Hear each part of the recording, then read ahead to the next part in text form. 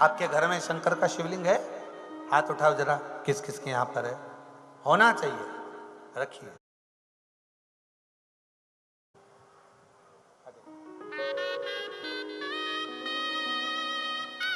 तो पहले शिव को स्पर्श कर ले।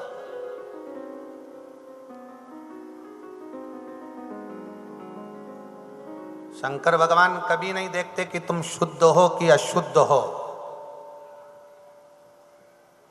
हाँ, इतना जरूर याद रखिए, रजो धर्म का समय हो तब शिवालय नहीं जाना, शंकर का स्पर्श नहीं। दूरी कथा सुनो, नाम जाप स्मरण करो, शिव को याद करो, राम को याद करो, कृष्ण को याद करो, उसका भजन करो, कीर्तन करो, मंत्र जाप करो, कथा स्मरण करो, ये सब चलेगा। पर रजो धर्म के समय पर भगवान शंकर का शिवलिंग का स्पर्श नहीं करना, देवता का स्पर्श नहीं।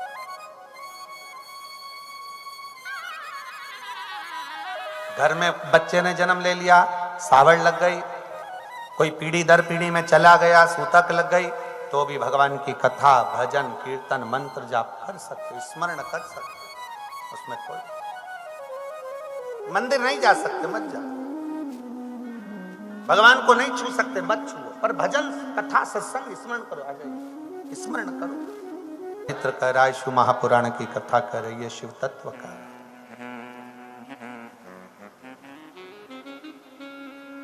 सावित्री जी ने भगवान शंकर का स्पर्श कर प्रणाम करा और चली।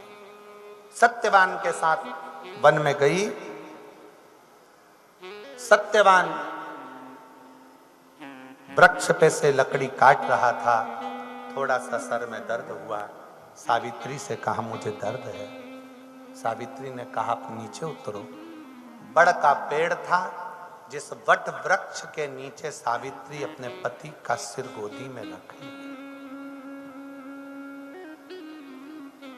किसका पेड़ है? जम के बोलो जरा, कौन सा वृक्ष?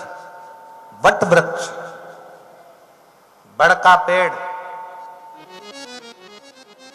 किसका प्रतीक है वट वृक्ष? विश्वास का प्रतीक है वट वृक्ष।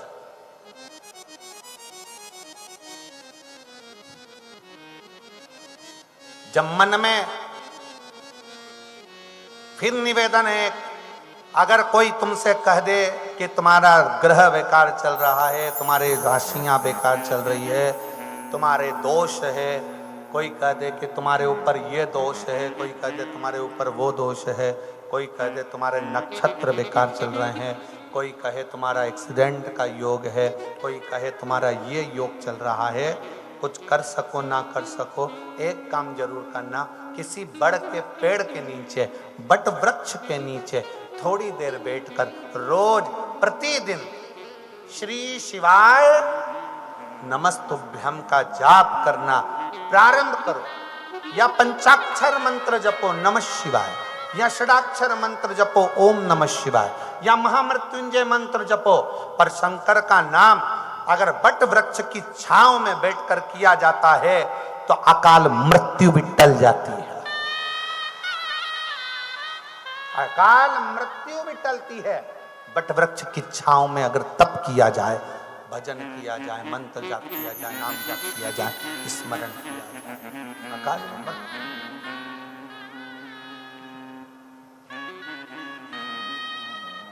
भगवान का भजन करते हैं तो शिव तत्व हमारे ऊपर कृपा करता है, करता ही है।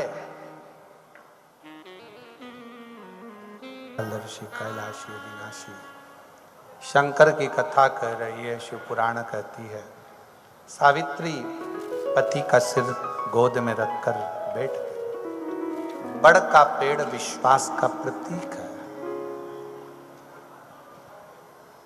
बट वृक्ष की छांव में जब तुम्हें लगे कि ग्रह बेकार चल रहे हो, कोई कष्ट आने वाला है, कोई दुख बहुत तेज आ गया, कोई तकलीफ ज्यादा आ गई, तो बड़ के पेड़ के नीचे बट वृक्ष की छांव में बैठकर श्री शिवाय नमस्तुभ्यम जपना चाहिए।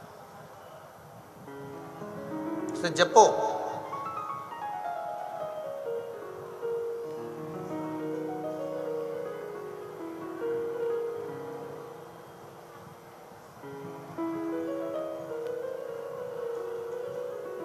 और वट वृक्ष की छांव में बैठकर जपा गया भजन किया गया जीवन का सुख प्रदान कर।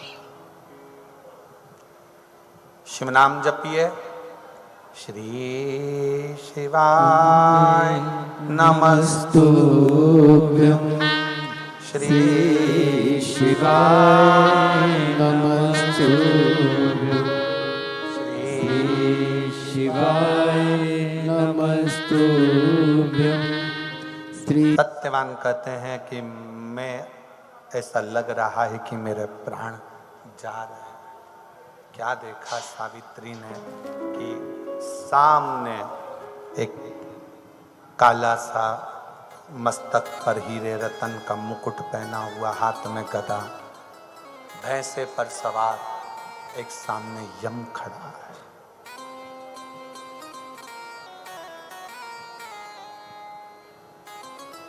कभी तुमने सुना, कभी तुमने देखा ये कि यमराज भी सामने आकर खड़ा होकर बात कर रहा? दो, एक मार्कंडे ऋषि, एक राजा श्वेत, इनके सामने भी यमराज खड़े होकर बात कर रहा था। और तीसरे नंबर पर है माता सावित्री, जिनके सम्मुख में यमराज सामने खड़े होकर बात कर। तीन और भी हैं शिव भक्त। और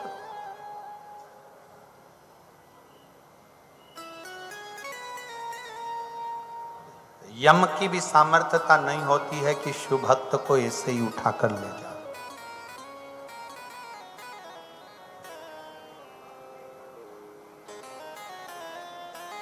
यमराज की भी सामर्थ्यता नहीं है कि शंकर के भक्त को उठाकर और ले जाए।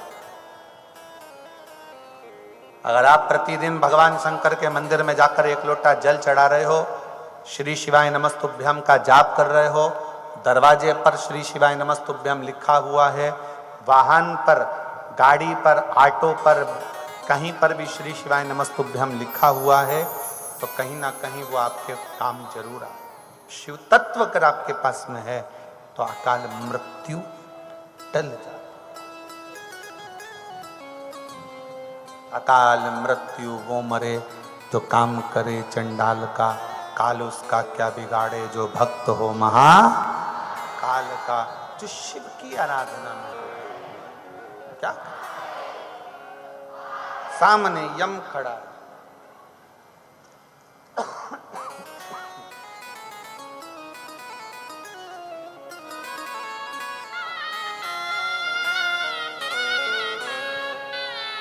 सामने यम है। सावित्री, तुम्हारे पति को लेकर जाना। सावित्री कहती है ये मेरे पति हैं, मैं जाने नहीं दूंगी।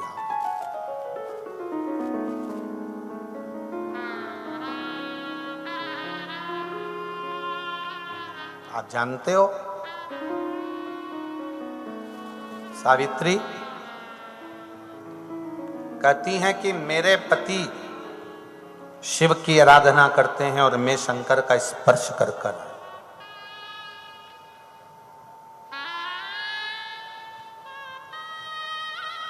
यमराज ने कहा तुम्हारे स्पर्श के कारणवश ही हम तुम्हारे सामने आकर खड़े हो गए हैं और तुमसे पूछ रहे हैं कि इसको ले जाएं। ले जाने लगे। आप अपना कर्म करो, मैं अपना कर्म करूंगी।